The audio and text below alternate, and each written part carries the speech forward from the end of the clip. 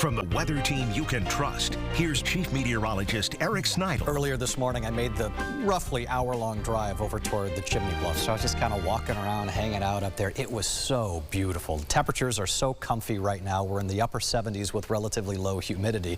But getting to see all those boats and the jet skis that are out there, too, it really is an amazing walk. If you want to do that mile or so, getting from one end to the other, highly recommend it. 79 your current temperature.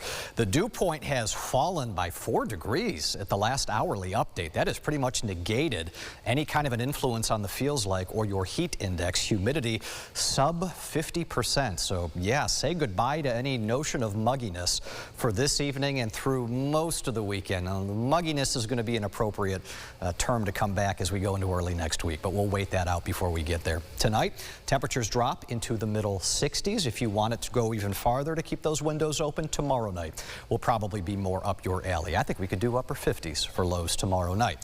Satellite and radar, there's a frontal boundary here. That should not be much of a surprise with how organized and heavy these downpours are. Each one of those little squiggles of brown polygons here, those are flash flood warnings, and there's a lot of them. And it has not been a great day across parts of Pennsylvania with that flooding. And this would have been one of those situations where if this front was not so quick to progress off to the south, this could have been our bad day. Instead, all we've had are popcorn downpours in the southern tier, no flooding out of that, and not a drop of rain to be found anywhere close to Rochester. Our sky remains crystal clear. We look northward.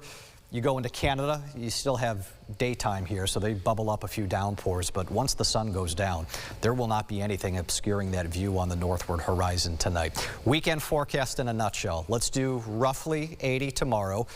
Ballpark low 80s on Sunday, and between those two weekend days, there should not be any rain to be found at all with your 59-degree low into Saturday night and Sunday morning. That's a treat for July.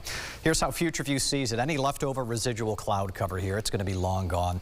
We smooth sailing through Saturday. It's going to be smooth sailing again throughout Sunday. But we do add a couple of degrees into the forecast on Sunday, and that's meaningful here. It's an important step of what is going to change into early next week.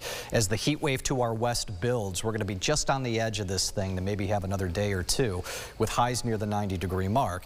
Not 90s, but everything in red now on Lake Ontario. This is estimated water temperatures above 70 degrees. It's not quite bath water, but much more comfortable swimming water out of that. Heat index numbers into Monday. Let's do mid-80s. Tuesday to me still feels like it's going to be the hottest one. And look, if we do about 95 in the heat index department, you may have to have a heat advisory issued, but it would just be for that one day as we slowly back off from there. This is a pattern here that just gets you a couple of days of toastier weather into the early part of next week. But then after that, well, geez, that's exactly what we have now and what we're expecting into the weekend again, maybe into next weekend.